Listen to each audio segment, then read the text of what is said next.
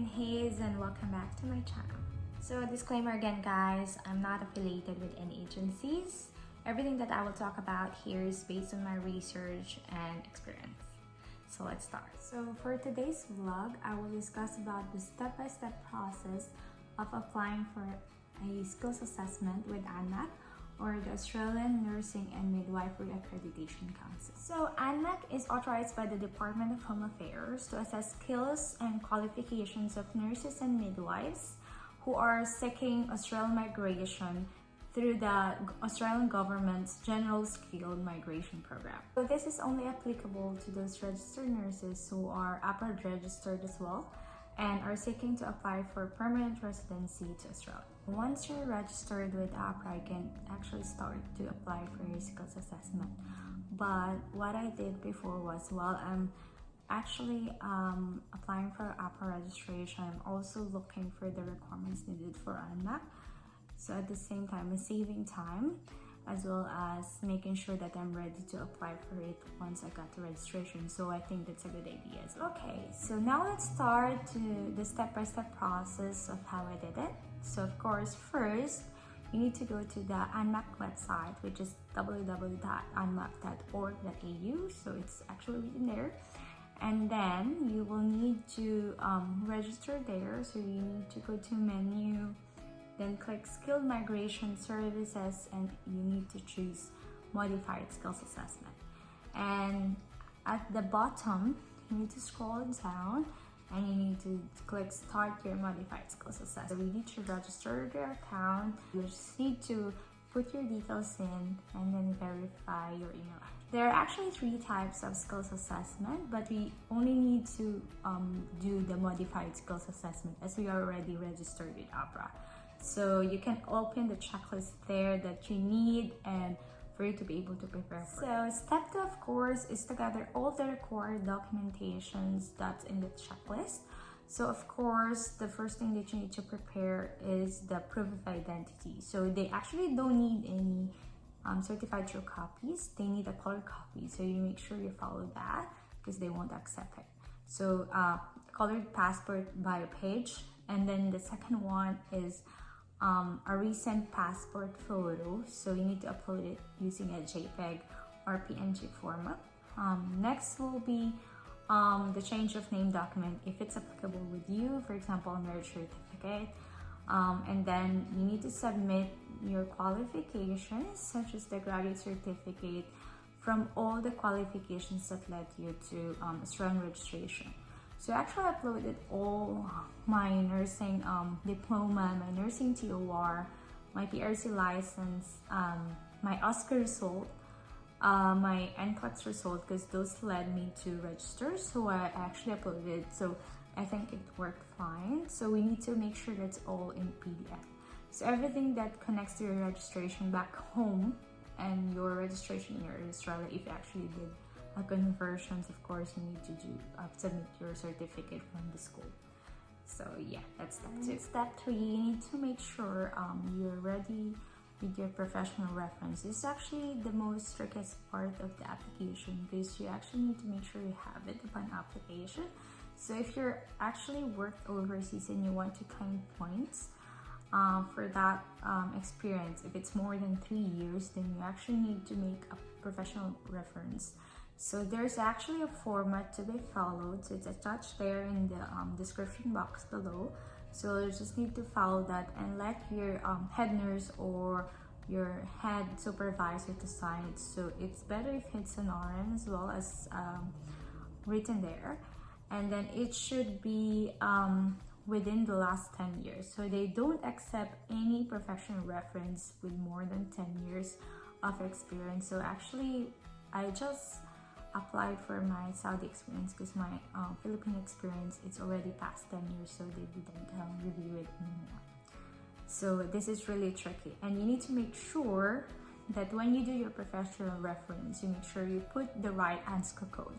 So there are different actually types of ANSCO code, so it's vital to know which ANSCO code you're putting because it really depends on where you work, on what area you're working. So you can actually check those descriptions of all the ANSCO code for Australian migration in abs.gov.au. So I'll put the link at the description box below as well, so you can have a look which answer code fits you.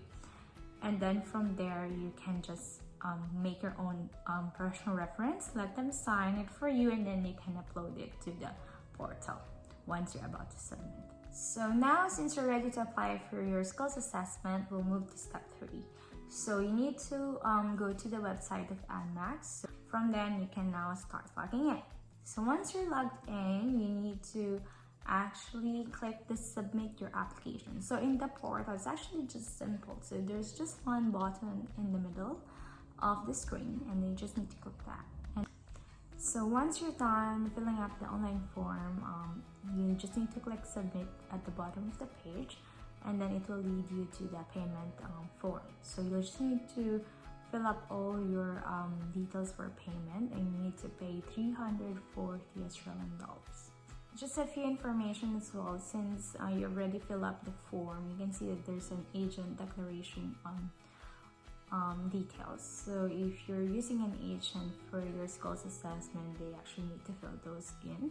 But since this is DIY, so I'm doing it myself, or you're doing it yourself, so you don't need anyone, so you just click no for it. So once you're done with the payment, you now need to go back to your account. So of course, it's not yet completed as you didn't upload all the documents yet. So in the main menu, there's actually two menu buttons. So it's view and edit. So you need to go to edit, and under edit, there's account and skilled migration application. So it will show you that your application is still being processed and you need to come back to upload your supporting documents. So until that one changes, and there will be, as you can see in the screen, that there are buttons to upload for each requirement, then that's the only time you get uploaded. So you'll just need to refresh your account and wait for it to come. And then from there, you can upload your document. In addition, if you already work as an RN in Australia for at least a year, you can also submit a professional reference to Anmac to claim an extra points for that. And also, it is important that for every professional reference, regardless of jurisdiction, a certificate of good standing must be sent through to Anmac by email by every board of nursing from where you work, from where that specific professional reference came from. So it should be emailed to verification@anmac.org.au. So step 4, now this is the time for you to upload all the required documents. So make sure you have everything handy or everything ready. So of course, it's actually easy to navigate, as it will tell you what kind of documents you need to upload. For instance, password page, you'll just need to upload it and save. And then next will be your password photo. You need to upload and save. So just follow the instructions, just follow through, and at the end you'll just need to submit that.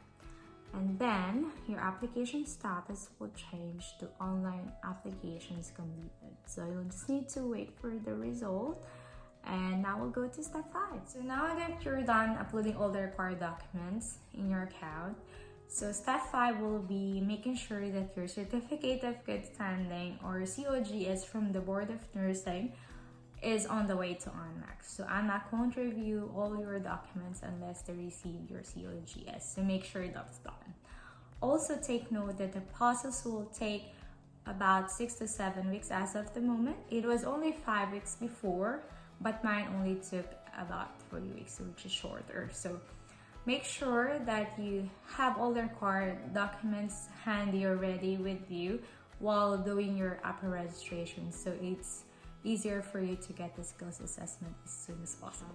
If you actually need to change something, you'll need to apply for reissue, so you need to pay for extra 125 Australian dollars, or if you actually want to update and you need to add experience as well, then you need to do the same thing. So the skills assessment, it was valid for 2 years. You could actually use it for 2 things.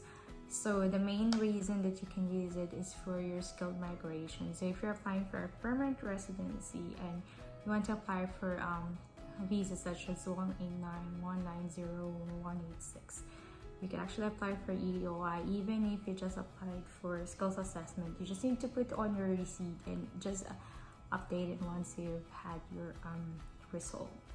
So, but I think it's better to wait for the result before you actually apply for expression of interest for the permanent residency visa. So I think that's it for the step-by-step process for the skills assessment application. So just a quick overview of what we've talked about. So first thing that you need to do is to make sure that you gather all the required documents based on the checklist provided by Anmac at the website. Second, you need to make sure that you make an account, you verify it, and then you log in. And then third, you need to fill up the online application form. Fourth, you need to make sure you pay 340 AUD. Fifth, you need to make sure you upload all the required documents as listed. And then the sixth one is to wait for the positive skills assessment result for you to be able to use it for either for applying for a permanent residency or for upscaling your RN level in Australia. So that's it. Thank you so much for watching, for the support. So I'll actually put my skills assessment in the video just to let you see how it looks like. So good luck to everyone, and I'm hoping that you'll get this as well. So take care and God bless, and I will see you in my next vlog. Bye!